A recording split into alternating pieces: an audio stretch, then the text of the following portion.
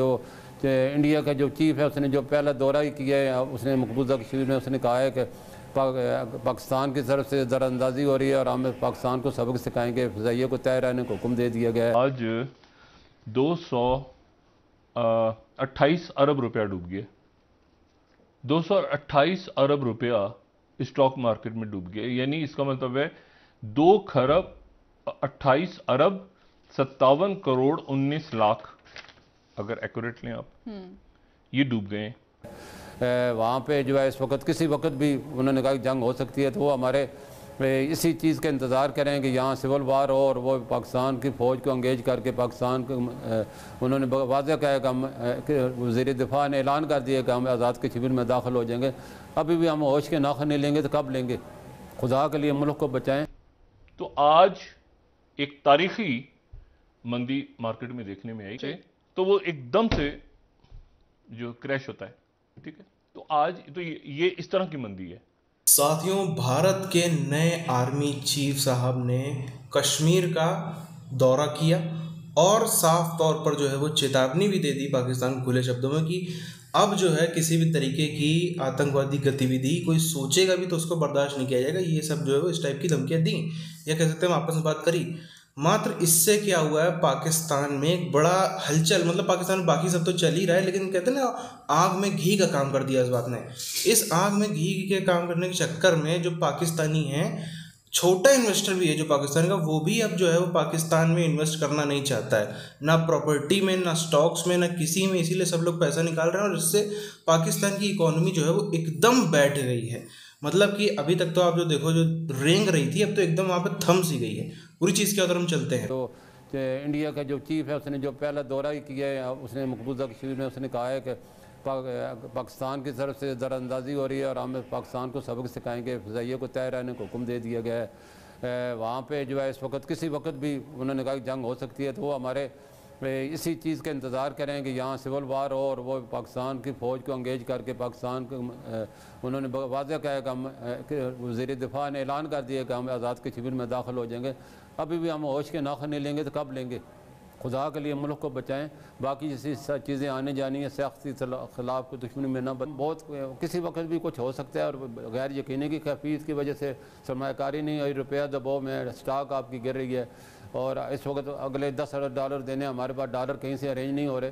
तो हमें हुकूमत में जब लॉ एंड आर्डर अमन इस्तेमाल नहीं होगा और जब फ़ौज और आवाम के दरमियान जो इत्तेहाद है उसको तोड़ा जाएगा, तो फिर पाकिस्तान में पाकिस्तानी इन्वेस्टर खुद बाहर जा रहा है। इस तरह ये मीशत को लेना, ये मीशत में क्या हुआ है आज 228 अरब रुपया डूब गया। 228 अरब रुपया स्टॉक मार्केट में डूब गया, यानी इसका मतलब है 2 खरब 28 अरब 57 करोड़ 19 लाख, अगर एक्यूरेट लें आप, ये डूब गए हैं। लेकिन स्टॉक की मार्केट ये है कि मुख्तलिफ कंपनीज हैं जी, और उनके शेयर्स हैं। कोई एक कंपनी है, उसके शेयर्स हैं और लोगों ने शेयर्स खरीदे हुए हैं, लोगों ने शेयर्स खरीदे हुए हैं कंपनी के। तो अब यह हुआ कि आज 363 कंपनीज के शेयर्स की खरीदो फरोख्त हुई और उसमें से 311 कंपनीज के शेयर गिर गए। इसका मतलब क्या है? इसका मतलब यह है, शेयर गिरने का मतलब यह होता है कि लोगों ने अपने पैसे निकलवा लिए, कैश।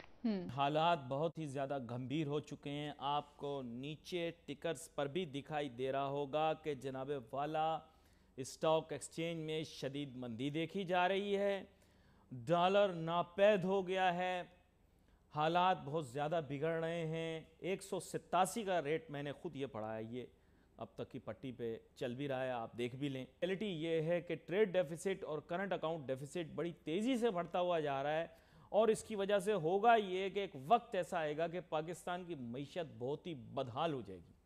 इसका हल एक ही था कि हमें दुनिया भर से सरमायाकारी मिले। लोग बहुत पुरुमीद थे कि इमरान खान साहब के दौर में सरमायाकारी आएगी। अब लेकिन प्रॉब्लम ये हुई कि ओवरसीज़ पाकिस्तानियों ने पैसे भेजे और उन्हीं को फ़ायदा पहुंचाने की कोशिश की गई, क्योंकि ये जो डॉलर का इतना ज़्यादा रेट बढ़ा दिया है, ये पाकिस्तान की आम आवाम के लिए कोई फ़ायदा नहीं। जो पाकिस्तान को इस वक्त फौरी तौर पर 10 से 12 अरब डॉलर की ज़रूरत है, क्योंकि पेमेंटें सर पे हैं। तजारती खसारा जो है दिन ब दिन बढ़ते से बढ़ता जा रहा है। आपने देखा, आपने खुद अभी फरमाया तकरीबन 10 में 40 अरब डॉलर के करीब पहुँच चुका है। इसका मतलब है अगले 2 महीने में ये तो 50 अरब डॉलर को एक्सीड कर जाएगा। तो ये एक बहुत बड़ा गैप है जो कि पाकिस्तान के रुपये को, पाकिस्तान की इकानमी को, पाकिस्तान के स्टॉक को, पूरी मैशत को ज़मीन बोस कर सकता है। और हमें इसको अभी होश के नाखन लेने होंगे, अपनी इंपोर्ट बिल कम करने होंगे। अगर इसी तरह हमने इंपोर्ट बढ़ाते रहे ड्यूटियाँ के चक्कर में, तो पाकिस्तान एक दो डिफ़ॉल्ट के करीब पहुँच चुका है। और बचाना है, पाकिस्तान के दुश्मन सिर्फ पाकिस्तान को तोड़ना चाहते हैं। पहले हमने अपने इन बदअमालियों से और सियासी इख्तलाफ को दुश्मनी में बदल के पाकिस्तान के 2 टुकड़े किए हैं। अल्लाह ना करे अब दोबारा हम इसके 4 टुकड़े कहीं ना कर दें अपने हाथों से।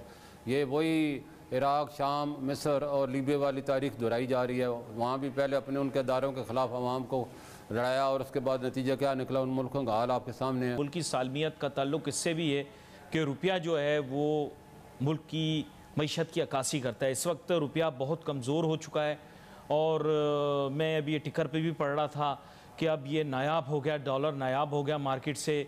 और 187 के ऊपर जो पिछली दफ़ा मैं देख रहा था, हमारा टिकर इस पे लिखा आ रहा था कि इंटर बैंक में पहुंच गया।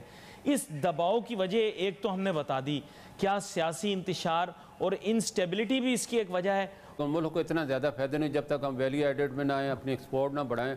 अब इंपोर्ट हमारी डबल है, एक्सपोर्ट हमारी कम है। इस वक्त आप देख लेना, अपनी 6 अरब की आपकी इंपोर्ट है और 2.5 अरब डॉलर की आपकी एक्सपोर्ट है। तो कैसे आप तरक्की करेंगे? रुपया दबाव में तो रहेगा, आपको एक्सपोर्ट बढ़ानी पड़ेगी। फॉरेन डायरेक्ट इन्वेस्टमेंट लाने के लिए आपको अमन चाहिए। अमन के लिए आपको आपस में फहम तकसीम के साथ आपस में बैठ के मुज़ाकरात करने चाहिए। जब तक अमन नहीं होगा तो ना बाहर का इन्वेस्टर इन्वेस्ट करेगा, ना पाकिस्तानी इन्वेस्टर यहाँ इन्वेस्ट करेगा। लोगों ने अपने शेयर निकाल लिए, 311 कंपनियों ने, 363 में से 311 कंपनियों ने अपने शेयर निकाल लिए।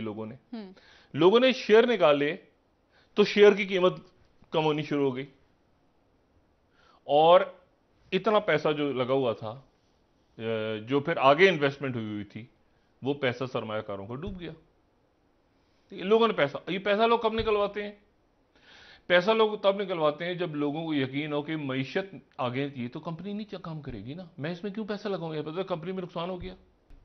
तो आज एक तारीखी मंदी मार्केट में देखने में आई जिसमें जो है वो 228 अरब रुपया डूब गया। स्टॉक मार्केट की एक्टिविटी शो करती है कि आपकी मईशत कितनी तेज जबरदस्त चल रही है ना। मईशत एक्टिविटी है, तेज है, लोग खरीद रहे हैं, ये बेच रहे हैं, शेयर ये करो।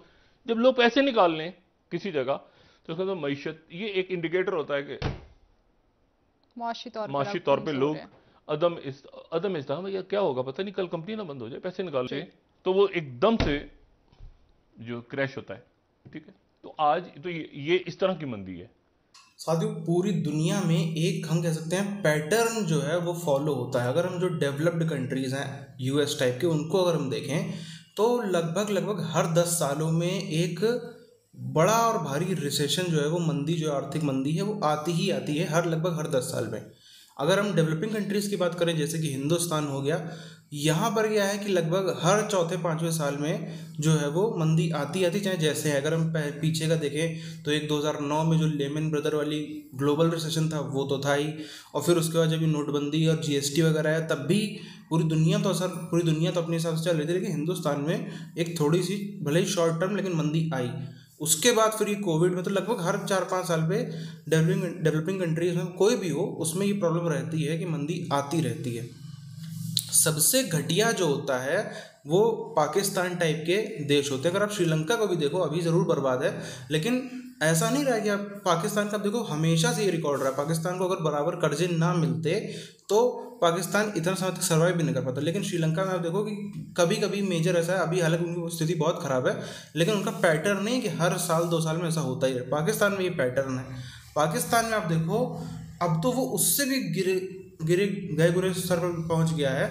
अगर हम देखें लगभग हर महीने कुछ ना कुछ पाकिस्तान में ऐसा हो जा रहा है कि अचानक से अरबों का नुकसान हो जाता है, अरबों का, कई बार तो खरबों का भी नुकसान हो जाता है। कोई किसी को अता पता नहीं। अभी आप देखो परसों तक किसी को अंदाज़ा भी नहीं था। अब इन सब चीज़ों के चक्कर में क्या है, एक तो पाकिस्तान की इमेज ऐसी बनी है ना पूरी दुनिया में, पूरी दुनिया मान चुकी है कि ये आतंकवादी देश है। और ये जो भी पूरा तालिबान अफगानिस्तान की सत्ता में है, जिस तरीके से इमरान खान ने भी तारीफ करी, पूरी दुनिया में अब कोई आंख बंद करके भी नहीं भरोसा करेगा पाकिस्तान।